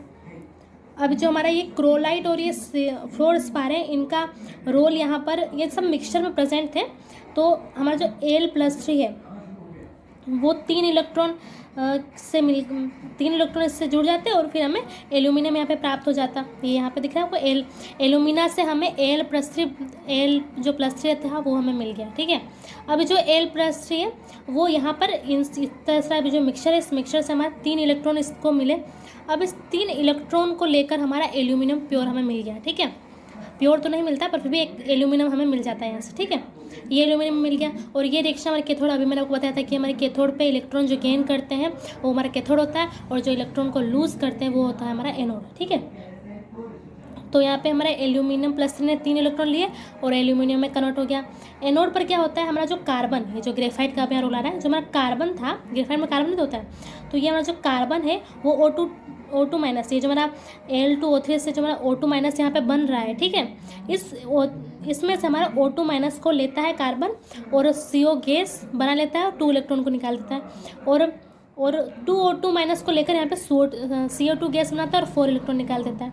तो यहाँ पे कार्बन का यही रोल है कि अगर हम इसमें ग्रेफाइट रोड नहीं लेंगे तो हमारा जो एल्यूमिना है जो L+3 और O2- में टूट रहा है, तो अगर यहाँ ग्रेफाइट नहीं लेंगे तो ये इसका जो O2- है उसको ये यहाँ पे अपने साथ रिएक्शन में यूज़ में नहीं लेगा, और नहीं लेगा तो हमारा जो L+3 है वो वापस O2- से रिएक्शन करके वापस एल्यूमिना में कन्वर्ट हो जाएगा। तो फिर हमें एल्यूमिनियम हमें प्राप्त नहीं होगा, एक्सट्रैक्ट हम कर ही नहीं पाएंगे। इसलिए हम यहाँ पे ग्रेफाइट रोड का है जो यूज़ करते हैं ताकि हमें एल्यूमिनियम हमें निष्कर्षण में मिल सके। ठीक है, तो यही बताया गया ग्रेफाइट रोल का जो हम यूज़ लेते हैं यहाँ पे एज अ एनोड लेते हैं। एनोड यानी जो हमारा इलेक्ट्रॉन को निकालता है, मतलब लूज़ करता है इलेक्ट्रॉन का, वो हमारा एनोड होता है। तो इसलिए हम यहाँ पे ग्रेफाइट का यूज़ लेते हैं। और ये चीज़ यहाँ लिख रखी है कि O2 विल लिबरेट, हमारे रिएक्शन से O2 लिबरेट होता है, तो metal anode will be oxidise by O2। तो जो मेटल हमारा है वो O2 से ऑक्सीडाइज हो सकता है ना, वापस एल्यूमिनियम बन सकता है, इसलिए तो फिर हम वहाँ पे O2 विल कन्वर्ट Al2O, मतलब तो वापस हमारा जो एल्यूमिनियम है वो O2 से रिएक्शन करके Al2 एल्यूमिनियम वापस बना लेगा। वही चीज़ें बताई गई है। तो देयरफॉर ग्रेफाइट इज़ प्रीफर्ड, इसलिए हम ग्रेफाइट को प्रीफर करते हैं इन कन्वर्ट O2 टू CO और CO2 गैस, ताकि वो O2 को CO और CO2 गैस में कन्वर्ट कर सके और हमें एल्यूमिनियम का हमारा एक्सट्रैक्शन हो सके। ठीक है, ये हमारा 19 क्वेश्चन था, 19 में ए था। अब 19 ए, अच्छा एक ही क्वेश्चन था शायद, हाँ 19 में एक ही था 19। ठीक है, अब आगे हमारा 20। हमारा 20 क्वेश्चन में दे रखा था एक कंपाउंड, एक ये कंपाउंड में दे रखा था, इसका हमें कोऑर्डिनेशन नंबर और ऑक्सीडेशन स्टेट हमें बतानी थी। कोऑर्डिनेशन नंबर यानी समन्वय संख्या, और ऑक्सीकरण स्टेट, ऑक्सीडेशन स्टेट हमें इनकी बतानी थी। तो किसी भी कॉम्प्लेक्स की, जैसे कि ये हमारा जो कॉम्प्लेक्स है, किसी भी कॉम्प्लेक्स की कोऑर्डिनेशन नंबर क्या होता है, कोऑर्डिनेशन नंबर जो होता है उसके पास जितने भी लिगेंड लगे रहते हैं वो हमारा उसका कोऑर्डिनेशन नंबर होता है। अब यहाँ पर ये हमारा लिगेंड है, ये हमारा मेटल है। ठीक है, ये किसी भी कॉम्प्लेक्स में ये जो यहाँ पे ये लिगेंड है, ये मेटल है, और ये इसके ऊपर चार्ज है, और ये जो पूरा ब्लॉक इसके अंदर ब्रैकेट में है ये हमारा होता है कोऑर्डिनेट स्फीयर होता है, और ये हमारा कोऑर्डिनेट स्फीयर है, और यहाँ पर जो प्रेजेंट है ये हमारा आयनिक स्फीयर होता है, और ये हमारा कोऑर्डिनेशन नंबर होता है। और ऑक्सीडेशन स्टेट हम निकालते हैं, देखिए कैसे निकालेंगे। तो यहाँ पर जो हमारा कोऑर्डिनेशन नंबर होगा वो हमारा कितना होगा, 6। कोऑर्डिनेशन नंबर जो लिगेंड है वो कितने लोन पेयर डोनेट कर सकता है, मैंने पिछले वीडियो में आपको बताया था कि लिगेंड किस किस के टाइप होते हैं, और मोनोडेंट लिगेंड, बाईडेंट लिगेंड, उन सब के मैंने आपको टाइप बताए थे। ठीक है, तो वो आप वीडियो जरूर देखिएगा, उससे आपको लिगेंड के बारे में, लिगेंड क्या होते हैं और कितने टाइप के होते हैं, वो उस पिछले वीडियो में मैंने आपको बताया था। ठीक है, और यहाँ पर हमारा जो लिगेंड है, ये जो CN है, CN हमारा मोनोडेंटेड लिगेंड है, एग्जांपल में बताया था। यहाँ पे जो EN ले रखा है ये हमारा बाईडेंटेड लिगेंड है। तो अगर बाईडेंटेड लिगेंड हमारा किससे बॉन्ड बनाएगा तो 2 लोन पे डोनेट करेगा, तो यानी यहाँ पर 3 ले रखा है, तो इसकी कोऑर्डिनेशन जो संख्या हो जाएगी वो 6 हो जाएगी, और यहाँ पर मोनोडेंट लिगेंड है तो 6 की 6 ही रहेगी। ठीक है, ये तो इसका कोऑर्डिनेशन नंबर हमारा सेकेंड वाले का 6 हो जाएगा। और ऑक्सीडेशन स्टेट देखिए इस K4 वाले की, K4 ये हमारा आयनिक स्फीयर, और जो ब्रैकेट में क्लोज होता है वो हमारा होता है कोऑर्डिनेशन स्फीयर, CN का होल 6, और इस पर कोई चार्ज नहीं है। ठीक है, तो अब क्या होगा कि ये जो हमारा K4 जो है ना, यहाँ पे जो आयनिक स्फीयर, तो इसके साथ हम यहाँ पर किसी का भी ऑक्सीडेशन स्टेट नहीं निकालते। तो सबसे पहले तो ये हमारा 4K+ में टूटेगा, और हमारा ये जो Fe CN का होल 6 4 माइनस, ठीक है, इसमें हमारा टूटेगा, उसके बाद हम इसका ऑक्सीजन स्टेट निकालेंगे।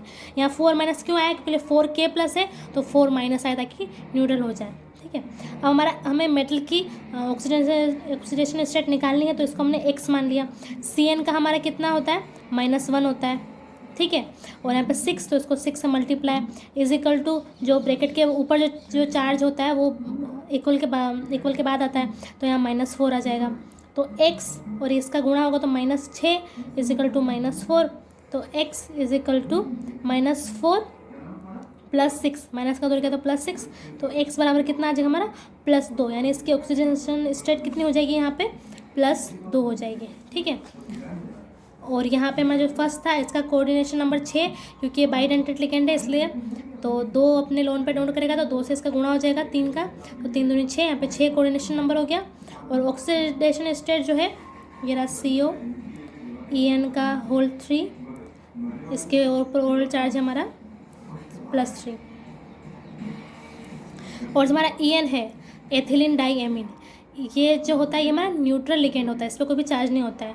तो हमारा जो CO का जो यहाँ पे हमने x, ठीक है, CO का x माना, इसका जो हमारा इसका जो ऑक्सीजन स्टेट होगी ये +3 ही होगी, ठीक है। ये तो बस देख कर ये हमारा +3, और यहाँ पे हमारा ये बाइडेंटेड था इसलिए 6। अब देखिए इसकी स्ट्रक्चर कैसे होती है, ये रही जो हमारा बाइडेंटेड लिगेंड है एथिलीन डाईएमीन, ये NH2 CH2 CH2 NH2, ये हमारा बाइडेंटेड लिगेंड है। इसकी स्ट्रक्चर ऐसी होती है। तो ये मेटल को अपने 2 लोन पे डोनेट करता है, एक नाइट्रोजन अपने लोन पे, नाइट्रोजन लोन पे, तो 1 2 3 4 5 6 ये इसके कोऑर्डिनेशन नंबर हो गए, ठीक है, ये कोऑर्डिनेशन इसके बॉन्ड है यहाँ पे। और ये +3 चार्ज, ऑक्सीजन जो स्टेट थी वो +3 थी, और हमारा जो आयरन है उससे जो Cn हमारे जुड़े थे 6, वो इस तरह से, तो टोटल 6 ही थे, यहाँ पे 6 और उससे 4 - 4 था, इसलिए 4K प्लस में टूटा इसलिए, ठीक है। आई थिंक आपको समझ में आ गया होगा, और कोई भी आपको डाउट हो तो आप मुझे कमेंट सेक्शन में पूछ सकते हैं। अब हमारा आता है 21 क्वेश्चन। वीडियो बहुत लेंदी हो गया इससे, चलिए कंप्लीट कर लेते हैं 21 को। तो चलिए, हमारा जो 21 क्वेश्चन था उसमें टोटल अथवा में पूछे गए थे A and B करना था या फिर C and D करना था। तो मैंने यहाँ पे आपको चारों बता रखे हैं ताकि नेक्स्ट एग्जाम के लिए आपकी प्रिपरेशन हो जाए, ठीक है। तो सबसे फर्स्ट एक क्वेश्चन था कि phenol are more acidic than alcohol, explain. हमारा जो फिनोल है वो मोर एसिडिक है एल्कोहल से, ये हमें एक्सप्लेन करना था। तो फिनोल, सबसे मतलब फिनोल की स्ट्रक्चर कैसी होती है हमें बतानी चाहिए। तो फिनोल हम होता है बेंजीन के ऊपर OH अगर प्रेजेंट होता है तो वो हमारा फिनोल होता है। अब किसी भी का हम एसिडिक कैरेक्टर कैसे बताते हैं, एसिडिक कैरेक्टर यानी वो अपने H+ डोनेट अच्छे से कर पाता है, और जो एनायन बनता है वो मोर स्टेबल होता है। जो मतलब जो हमारा H+ यहाँ से निकलेगा, ये H+ यहाँ से निकलेगा तो जो O नेगेटिव हमारा बनेगा वो अगर ज़्यादा जो माइनस चार्ज आया होगा ज़्यादा स्टेबल है तो वो बहुत एसिडिक है। और किसी से अगर हमारा यहाँ से, जैसे कि हमारा एथेनॉल है, इससे हमारा H+ निकला और जो नेगेटिव चार्ज यहाँ पे आया है इसके ऊपर जनरेट हुआ है, ये अगर स्टेबल नहीं है तो ये लेस स्टेबल हो जाएगा। तो वही चीज़ हमारे एसिडिक होती है, ठीक है। जिससे H+ डोनेट करने के बाद जो हमारा ऋणायन है वो स्टेबल बनता है, वो हमारा एसिडिक, मोर एसिडिक कैरेक्टर होता है, ठीक है। तो हमारा OH जो बेंजीन है, यहाँ से जब हमारा H+ निकला, नेगेटिव चार्ज जो आया, तो हमारा जो नेगेटिव चार्ज है वो रेजोनेंस के कारण स्टेबल हो रहा है।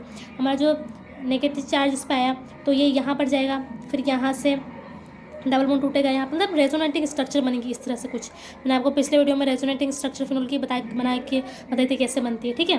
तो मैं वापस नहीं बताऊँगी, उसमें हमने पिछले वीडियो में मैं आपको बता रखी है सेक्शन A वाले में, ठीक है, पार्ट फर्स्ट। और हमारा जो एथेनॉल है, एथेनॉल में जब यहाँ से H+ निकलता है तो O नेगेटिव आया यहाँ पे, ठीक है। तो O नेगेटिव आया तो यहाँ पे ना तो रेजोनेंस हो रहा है ना कुछ है, यहाँ पे स्टेबल भी नहीं हो पा रहा है, मतलब इसके कंपैरिजन में तो स्टेबल नहीं है। एथेनॉल के कंपैरिजन में हमारा फिनोल बहुत एसिडिक होता है, ठीक है। तो इसलिए इस रेजोनेंस के कारण एनायन को स्टेबिलिटी यानी स्थायित्व मिल रहा है। इसी के कारण हमारा फिनोल मोर एसिडिक होता है एल्कोहल से, मोर बहुत ज़्यादा एसिडिक होता है एल्कोहल से, ठीक है। ये हमारा हो गया A। अब 21 में हमारा B था कि एस्टरिफिकेशन हमें बताना था एल्कोहल का। क्वेश्चन था कि एस्टरिफिकेशन ऑफ एल्कोहल, और हमें वहाँ पे 1 डिग्री 2 डिग्री 3 डिग्री हमें एल्कोहल दे रखे थे, उनका बताना था, ऑर्डर बताना था कि सबसे ज़्यादा एस्टरिफिकेशन किस में होगा, 1 डिग्री में होगा, 2 डिग्री में होगा, 3 डिग्री में होगा। तो सबसे पहले तो एस्टरिफिकेशन ऑफ एल्कोहल क्या होता है हम देख लेते हैं। तो अगर एल्कोहल और कार्बोक्सिलिक एसिड मिल करके इस एस्टर बनाते हैं और वाटर बनाते हैं, तो हमारा एस्टरिफिकेशन हो गया। हमारा एल्कोहल और एक कार्बोक्सिलिक एसिड, इससे H+ यानी प्रोटॉन की प्रेजेंस में क्या होता है, एस्टर बनता है और वाटर बनता है। ठीक है, ये हमने एल्कोहल ले लिया, कोई भी ROH, या अपने कार्बोक्सिलिक RCOOH, हमने यहाँ पे ये कार्बोक्सिलिक एसिड ले ली, इसको R उसका R से रिप्रेजेंट किया है। ठीक है, अब हमारा जो यहाँ से हमारा H2O मॉलिक्यूल निकलता है प्रोटॉन की प्रेजेंस में, तो हमारा कार्बोक्सिलिक से हमारा OH निकलता है और हमारा एल्कोहल से H निकलता है। ठीक है, यहाँ से OH नहीं निकलता, हमारा जो एल्कोहल है एल्कोहल से H निकलता है और यहाँ से OH निकलता है, ये H2O बना लेते हैं और फिर यहाँ पर हमारा RO, यहाँ से ये RCO और ये OR यहाँ आके लग जाता है। इस तरह से हमारा ये ईस्टर RCOOR ईस्टर का फॉर्मेशन होता है। कार्बोक्सिलिक एसिड में COOH होता है, एल्कोहल में ROH होता है, ईस्टर में COOR होता है। ठीक है, तो इस तरह से ईस्टर का फॉर्मेशन हो गया। तो अब उसने 1 डिग्री 2 डिग्री और 3 डिग्री हमें दे रखा था और बताया था कि कौन सबसे ज़्यादा एस्टरिफिकेशन हमें बताएगा एल्कोहल में, तो उसको देखिए।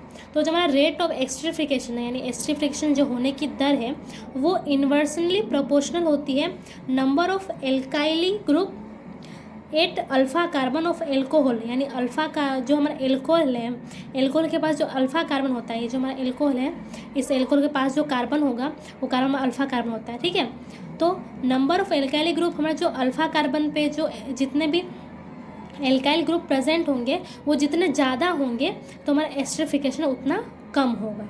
ठीक है, और उसके बाद inversely proportional to size of alcohol, यानी जितना साइज़ ऑफ एल्कोहल बढ़ेगा एस्टरिफिकेशन की दर उतनी कम होगी, और स्टेरिक हिंड्रेंस जितनी भीड़ भाड़ ज़्यादा होगी उतना ही हमारा एस्टरिफिकेशन कम होगा।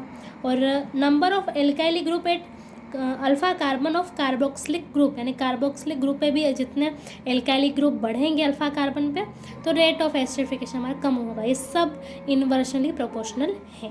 ठीक है, तो ये हमारा ऑर्डर क्या हो जाएगा हमारा, हमने आप क्या बताया कि एल्काइली ग्रुप जितना ज़्यादा होंगे यानी जितने भी उस पर डिग्री बढ़ेगी प्राथमिक द्वितीयक तृतीयक उतना कम होगा एस्टरिफिकेशन। इसलिए सबसे ज़्यादा हमारा एस्टरिफिकेशन किस में होगा, मेथेनॉल में, उसके बाद 1 डिग्री में, एथेनॉल में, और उसके बाद 2 डिग्री में, और उसके बाद 3 डिग्री में। 1 डिग्री यानी OH के पास वाला कार्बन अगर 1 डिग्री से जुड़ा हुआ, ये हमारा अल्फ़ा कार्बन हो गया, ये सिर्फ एक ही कार्बन से जुड़ा है तो ये हमारा ये हमारा 1 डिग्री हो गया। और अगर ये जो OH के पास जो अल्फ़ा कार्बन है ये एक कार्बन और दो कार्बन से जुड़ा है इसलिए ये हमारा 2 डिग्री हो गया। और ये हमारा OH के पास जो अल्फ़ा कार्बन है वो 1 2 3 3 कार्बन से जुड़ा है इसलिए वो 3 डिग्री हो गया। तो ये एस्टरिफिकेशन की दर सबसे ज़्यादा किस में होगा, मेथेनॉल में, फिर एथेनॉल यानी 1 डिग्री में, फिर 2 डिग्री में और फिर 3 डिग्री में। ठीक है, गॉट इट।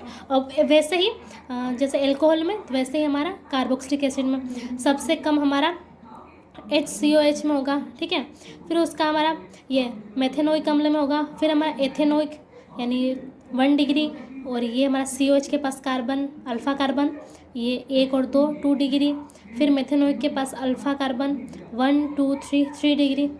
ठीक है, तो सबसे ज़्यादा हमारा 1 डिग्री, फिर 2 डिग्री, फिर 3 डिग्री, और ये सबसे छोटा। अब इसको समझने के लिए ऐसा क्यों होता है तो उसके लिए यहाँ पे मैंने मैकेनिज्म में बता रखी है कि आखिर ऐसा ही स्टेप क्यों है। तो मैकेनिज्म में क्या होता है, हमारा जो कार्बोक्सिलिक अम्ल है उस कार्बोक्सिलिक अम्ल के पास हमारा H+ प्रोटॉन जो है वो यहाँ पर ये हमारा डबल बॉन्ड यहाँ आता है, यहाँ पे नेगेटिव चार्ज जनरेट होता है और ये H+ आयन हमारा इस पर अटैक करता है तो यहाँ पर हमारा OH बन जाता है। और हमारा कार्बन इसको यहाँ पे इलेक्ट्रॉन दे देता है तो इसके पास कमी हो जाती है तो इसलिए इसके ऊपर पॉजिटिव चार्ज आता है, प्लस चार्ज आता है। फिर हमारा ROH यहाँ से रिएक्शन करता है। ROH क्या होता है, ऑक्सीजन के पास लोन पेयर प्रेजेंट होता है, यहाँ पर प्लस चार्ज होता है तो लोन पेयर इस प्लस चार्ज को अपने इलेक्ट्रॉन डोनेट करता है और फिर यहाँ पर बॉन्ड बन जाता है हमारा, इस कार्बन से ये ROH बॉन्ड बन जाता है। फिर क्या होता है, और ऑक्सीजन पे पॉजिटिव चार्ज आ जाता है क्योंकि यहाँ पे ऑक्सीजन 2 बॉन्ड बनाता है पर यहाँ पे 3 बॉन्ड बन जाता है इसलिए उस पर प्लस चार्ज आ जाता है। फिर इस प्लस चार्ज को स्टेबल करने के लिए ये जो ऑक्सीजन के पास हाइड्रोजन है वो अपने यहाँ का जो बॉन्ड है ये बॉन्ड इस प्लस चार्ज को न्यूट्रलाइज करने के लिए यहाँ पे अपने बॉन्ड देता है, इलेक्ट्रॉन देता है तो ये तो न्यूट्रलाइज हो जाता है, ये H+ निकल जाता है। फिर ये H+ जो है इस जो हमारा दूसरा ऑक्सीजन के पास लोन पेयर है वो यहाँ पर आ जाता है, इससे बॉन्ड बना लेता है। तो यहाँ पे हमारा ऑक्सीजन के पास एक हाइड्रोजन पहले से था और दूसरा हाइड्रोजन जुड़ जाता है और ये हमारा ऑक्सीजन न्यूट्रलाइज हो जाता है। फिर क्या होता है, ये H2O यानी एक जल का मॉलिक्यूल बन जाता है और इस ऑक्सीजन पर पॉजिटिव चार्ज होता है, तो ये पूरा अपना यहाँ पे इलेक्ट्रॉन दे के निकल जाता है और H2O हमारा निकल जाता है और यहाँ पर हमारा एक कार्बोकेटाइन का फॉर्मेशन हो जाता है। फिर ये जो कार्बोकेटाइन यहाँ पे बना है इस तरह से, तो ये यहाँ पर हमारा डबल बॉन्ड जनरेट करता है और ये H+ निकल जाता है और इस तरह से RCOOR हमारा इस तरह का फॉर्मेशन होता है। ठीक है, अब यहाँ पे जो हमारा 1 डिग्री 2 डिग्री हमने लिया वो इसलिए होता है क्योंकि जब हमारा प्रोटॉन है, प्रोटॉन हमारे इस ऑक्सीजन पे जब आक्रमण करेगा, अटैक करता है, तो यहाँ पे अगर ये हमारा जो RCOH ही है, इसके पास जो ये अल्फा कार्बन है, इस अल्फा कार्बन में जितनी भीड़ होगी तो यहाँ पे इस H+ को अटैक करने के लिए जगह नहीं मिल पाएगी ना, इसलिए तो जितना कम यहाँ पे भीड़ होगी, जितना कम एल्काइल ग्रुप लगा होगा, उतनी आसानी से हमारा H+ आके अटैक कर सकता है। इसलिए यहाँ पे हम 1 डिग्री को प्रेफर करते हैं। और ऐसा ही हमारा एल्कोहल के लिए होता है। यहाँ पे एल्कोहल में भी अगर यहाँ पे ज़्यादा एल्काइल ग्रुप लगे होंगे तो डोनेट करने में उसको मुश्किल आएगी, इसलिए 1 डिग्री लेते हैं। ठीक है, आपको समझ में आ गया होगा। ये हमारा 21वें का बी था। ठीक है, अब हमारा सी में हमारा क्वेश्चन था कि why the boiling point of alcohol higher than hydrocarbon and ether of comparable molecular mass. इसमें ये था कि जो हमारा बॉइलिंग पॉइंट ऑफ एल्कोहल से वो ज़्यादा क्यों होते हैं हाइड्रोकार्बन और ईथर से, हमें बताना था कि ज़्यादा क्यों होते हैं। तो सबसे पहले तो ईथर से ज़्यादा क्यों होते हैं वो मैं आपको बताती हूँ। जो हमारा एल्कोहल है, वो एल्कोहल अगर किसी भी बीकर में प्रेजेंट है तो एल्कोहल की मात्रा तो ज़्यादा होगी, तो एक एल्कोहल दूसरे एल्कोहल से यहाँ पे ये हाइड्रोजन बॉन्ड के थ्रू यहाँ पे जुड़े रहते हैं। ये इस तरह से, ये हमारा ROH दूसरे ROH से, तो हाइड्रोजन ऑक्सीजन इस तरह से, फिर ये हाइड्रोजन ऑक्सीजन इस तरह से, फिर ये दूसरा इस तरह से आपस में हाइड्रोजन बॉन्ड, और जो हाइड्रोजन किससे बॉन्ड बनाते हो, हाइड्रोजन बॉन्ड, तो ये हाइड्रोजन बॉन्ड के थ्रू जुड़े रहते हैं।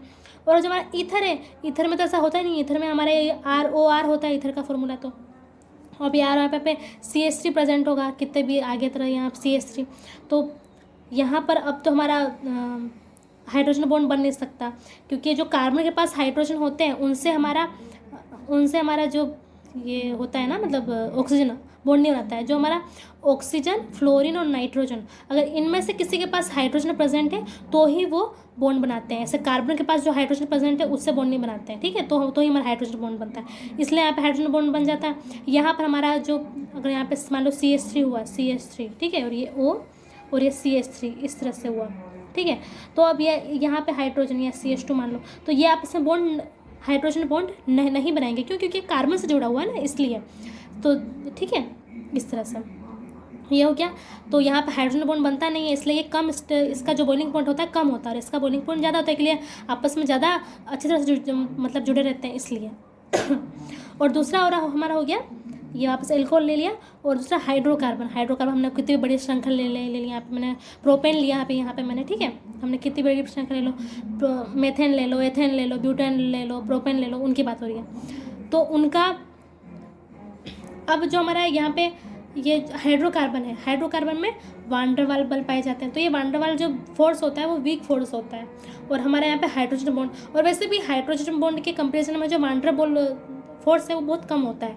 ये लगभग 4 किलो जूल होता है, और ये हमारा हाइड्रोजन बॉन्ड 40 किलो जूल के समथिंग कुछ होता है। ठीक है, इसकी एनर्जी। तो वैसे भी वान डेर वाल फोर्स हमारा वीक होता है हाइड्रोजन बॉन्ड कंपेरिजन में, इसलिए हमारा जो एल्कोहल का जो बॉइलिंग पॉइंट है वो ईथर से और हाइड्रोकार्बन से ज़्यादा होता है। ठीक है, ये हमारा सी हो गया कंप्लीट। अब आते हैं डी की ओर, हमारा डी, ये रहा हमारा डी। अब डिहाइड्रेशन क्या होता है कि रिमूवल ऑफ H2 मॉलिक्यूल, हम किसी भी H2 मॉलिक्यूल को अगर रिमूवल कर देते हैं किसी भी कंपाउंड से, ठीक है भी, ठीक है, तो उसको हम कहते हैं डिहाइड्रेशन। तो हमें डिहाइड्रेशन एल्कोहल में बताना था। हमारा एल्कोहल क्या हो गया, ये एल्कोहल, जैसे कि यहाँ पे कोई भी यहाँ पे ग्रुप लगा हुआ है, हाइड्रोजन कुछ भी यहाँ पे लगा हुआ है, ठीक है, और ये हमारा एक हाइड्रोजन हमने यहाँ से ले लिया और यहाँ से OH, ठीक है, ROH तो हमारा एल्कोहल होता है। तो यहाँ से हम एक हाइड्रोजन यहाँ से और यहाँ से OH, इस तरह से अगर हम यहाँ पे H2O का डिहाइड्रेशन कर दें तो वो हमारा डिहाइड्रेशन कहला गया। ठीक है, अब हमें इसमें क्वेश्चन में था कि 1 डिग्री 2 डिग्री और 3 डिग्री के हमें डिहाइड्रेशन का ऑर्डर बताना था, ये हमारा क्वेश्चन में था, और मैं 1 डिग्री 2 डिग्री और 3 डिग्री हमें दे रखे थे। ठीक है, तो अब इसमें क्या होता है कि ये जो रिएक्शन होती है वो कंसनट्रेट एसिड के प्रेजेंस में होती है और टेम्परेचर जो होता है 178 डिग्री सेल्सियस या फिर केल्विन में कन्वर्ट करें तो 400 के समथिंग कुछ आता है, ठीक है। तो उसकी प्रेजेंस में हमारी रिएक्शन होती है और यहाँ पर हमें एल्कीन का फॉर्मेशन होता है, डबल बॉन्ड, ठीक है। यहाँ पे हमें एल्कीन का फॉर्मेशन होता है क्योंकि यहाँ से हाइड्रोजन ऑक्सीजन निकला तो यहाँ पे हमारा डबल बॉन्ड का फॉर्मेशन होगा, तभी तो ये न्यूट्रलाइज होंगे। यहाँ पे कार्बन के 1 2 3 4 और यहाँ पे कार्बन के 1 2 3 4, ये 4 कार्बन की वैलेंसी कंप्लीट हो गई है, ठीक है। तो एक एल्कीन का फॉर्मेशन होता है। अब इसमें जो हमारा 1 डिग्री 2 डिग्री देखिए किस तरह से होता है। सबसे पहले तो हम यहाँ पे 1 डिग्री लेते हैं। तो हमने जो 1 डिग्री लिया, 1 डिग्री यानी हम जो एल्कोहल के पास जो अल्फ़ा कार्बन है वो एक ही कार्बन से जुड़ा हुआ है इसलिए, ठीक है। तो यहाँ पर ये इस कार्बन यहाँ पर CH3 होगा, इसका CH2 और ये हाइड्रोजन, ठीक है। यहाँ हाइड्रोजन दिखा रखा है, ये हाइड्रोजन और इस CH2 यहाँ पे OH जुड़ा है, ये दोनों आपस में यहाँ पर निकल जाते हैं H2O बन करके और यहाँ पर हमारा कंसनट्रेट H2SO4 हम लेते हैं और जो टेम्परेचर होता है 443 केल्विन, ये केल्विन में ले रखा है इसलिए, ठीक है। तो 443 केल्विन, ये हमारा यहाँ से H2O निकल गया। तो यहाँ पे हमारा किसका फॉर्मेशन हो जाएगा, एल्कीन का CH2 ये CH2 हमारा एल्कीन का फॉर्मेशन हो गया, हमारा एल्कीन है, ठीक है। और कंसनट्रेशन जो हमारा H2SO4 कंसनट्रेट है और टेम्परेचर इतना ज़्यादा हमने लिया तब जाके हमारा 1 डिग्री के लिए हुआ, ठीक है। और जो हमारा जो 2 डिग्री है,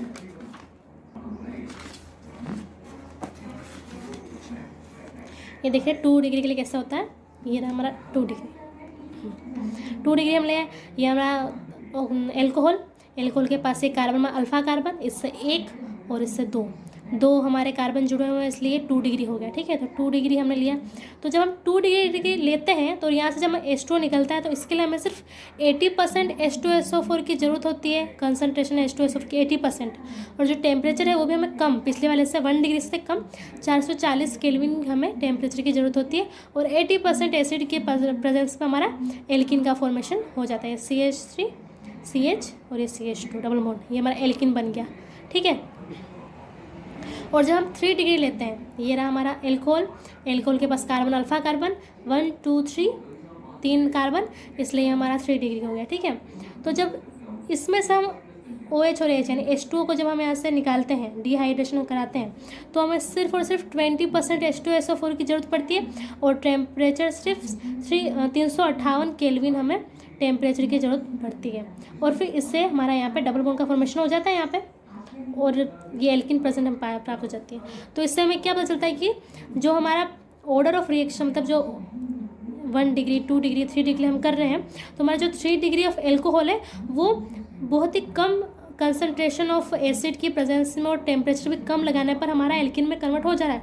तो सबसे ज़्यादा हमारा रिएक्ट 3 डिग्री करेगा, फिर हमारा करेगा 2 डिग्री और फिर हमारा करेगा 1 डिग्री, ठीक है। और ऐसा क्यों होता है कि 3 डिग्री और 2 डिग्री 1 डिग्री क्यों, क्योंकि यहाँ पर हमारा कार्बोकेटाइन यानी कार्बोकेटाइन क्या होता है, C के ऊपर पॉजिटिव, कार्बन के ऊपर पॉजिटिव चार्ज C+, तो कार्बोकेटाइन का फॉर्मेशन के कारण हमारा 3 डिग्री और 2 डिग्री और 1 डिग्री फेवरेबल होता है, ठीक है। कार्बोकेटाइन का ऑर्डर भी क्या होता है 3 डिग्री 2 डिग्री और 1 डिग्री। देखिए मैकेनिज्म देख लेते हैं। ये रहा हमारा एल्कोहल हमने लिया CH3 CH2 OH, हमने एल्कोहल को ले रखा है, ठीक है। तो यहाँ पे H+ हमारा रिएक्ट करता है, H+ प्रोटॉन हमारे यहाँ पे आता है, इस लोन पेयर पे आता है और यहाँ पे हमारा H2O का फॉर्मेशन हो जाता है। फिर जो H2O है यहाँ से इलेक्ट्रॉन लेके निकल जाता है, तो यहाँ हमारा फॉर्मेशन किसका होता है, कार्बोकेटाइन, हमारा कार्बोकेटाइन ये होता है, ठीक है। ये यहाँ पर कार्बोकेटाइन हमारा बना, तो जो यहाँ कार्बोकेटाइन बना है वो 1 डिग्री है, तो 1 डिग्री कार्बन तो बहुत ज़्यादा अनस्टेबल होता है, ठीक है ना। ये हमारा 1 डिग्री कार्बन है। फिर यहाँ पर हमारा ये जो हाइड्रोजन का जो यहाँ पे बॉन्ड है ये यहाँ पर बॉन्ड देता है और ये हाइड्रोजन निकल जाता है इस तरह से, ठीक है। ये हाइड्रोजन यहाँ पे वापस हमने जो H+ दिया था वो वापस H+ हमारा निकल जाता है और हमें यहाँ पे एल्कीन का फॉर्मेशन यहाँ पे हो जाता है, ठीक है। तो इसलिए यहाँ पर 3 डिग्री का सबसे ज़्यादा होता है, क्यों, क्योंकि हमारा जो 3 डिग्री कार्बन जैसे कि हमारे कार्बोकेटाइन बना, ठीक है, ये 1 2 3 ये हमारा 3 डिग्री है, ठीक है। और हमारा ये C कार्बोकेटाइन ये हमारा 2 डिग्री है और ये हमारा कार्बोकेटाइन ये सिर्फ 1 डिग्री है, ठीक है। और इसकी बैलेंसी तो कंप्लीट होगी, जैसे कि यहाँ पे ये एक लगा हुआ है तो यहाँ पे CH2 होगा, CH2, ठीक है। ये CH2 के ऊपर कार्बोकेटाइन, ये हमारा 1 डिग्री, ये हमारा 2 डिग्री और ये हमारा 3 डिग्री, ठीक है। तो जो कार्बोकेटाइन होता है उसके पास इलेक्ट्रॉन की कमी होती है, तो इसको इलेक्ट्रॉन की नीड होती है। तो यहाँ पे हमारा जो भी आर ग्रुप लगा है, ठीक है, प्लस ग्रुप ही लगा होना चाहिए, हमारा आर ग्रुप लगा हुआ है, आर ग्रुप, ठीक है। तो ये हम जो कार्बोकेटाइन बनाए हुए उनसे खींचेगा, तो ये यहाँ पर इसको मतलब डोनेट करते हैं, यहाँ पे इन्होंने डोनेट किया, तो डोनेट करेंगे तो सबसे यहाँ पे 3 आर ग्रुप मिलकर उसको डोनेट कर रहे हैं, तो ये थोड़ा स्टेबल हो जाएगा। फिर ये स्टेबल होगा, यहाँ पे 2 डोनेट कर रहे हैं, यहाँ पे एक ही स्टेबल डोनेट कर रहा है, इसलिए ये थोड़ा कम स्टेबल होगा। तो इसलिए हमारा जो कार्बोकेटाइन की जो स्टेबिलिटी होती है वो सबसे ज़्यादा 3 डिग्री की होती है, फिर 2 डिग्री की होती है, फिर 1 डिग्री की होती है। ये हमारे कार्बोकेटाइन की स्टेबिलिटी है। और जो हमारा डिहाइड्रेशन ऑफ एल्कोहल होता है उसमें हमारा कार्बोकेटाइन का फॉर्मेशन होता है, फॉर्मेशन ऑफ कार्बोकेटाइन होता है, इसलिए यहाँ पे हमारा सबसे ज़्यादा फेवरेबल जो होता है वो 3 डिग्री होता है, और फिर 1 डिग्री होता है, और फिर 3 डिग्री, 2 डिग्री, और फिर 1 डिग्री। तो ये हमारा टोटल 24 क्वेश्चन थे, पर आज इतना ही मैं करा रही हूँ, बहुत टाइम लेंदी भी बहुत ज़्यादा हो गया। तो नेक्स्ट वीडियो में मैं आपको जो 24 क्वेश्चन थे, तो अभी 21 के कंप्लीट हो चुके हैं, तो 3 क्वेश्चन वो और सी पार्ट में आपको नेक्स्ट वीडियो में प्रोवाइड करा दूँगी, ठीक है। आज के लिए इतना ही। ये मैंने आपको सारे क्वेश्चन करा दिए विथ आंसर, और कॉन्सेप्ट वाइज मैं आपको समझा दिया है। और ये जो सारे मैंने आपको पढ़ाए, ये नीचे मैंने आपको डिस्क्रिप्शन में लिंक दे रखी है, वहाँ पे सारे नोट्स आपको मिल जाएंगे, आप वहाँ से देख सकते हैं। और पार्ट ए भी जरूर देखेगा, उसमें सेक्शन ए कंप्लीट कराया था, ये सेक्शन बी का है। और जो थर्ड पार्ट आएगा उसमें सेक्शन सी, और जो बचे हुए 3 क्वेश्चन हैं वो भी उसमें इंक्लूड हो जाएंगे, ठीक है। सो प्लीज़ मेरे चैनल को सब्सक्राइब जरूर कीजिएगा, और वीडियो पसंद आई हो तो वीडियो को लाइक एंड शेयर जरूर कीजिएगा। Thank you.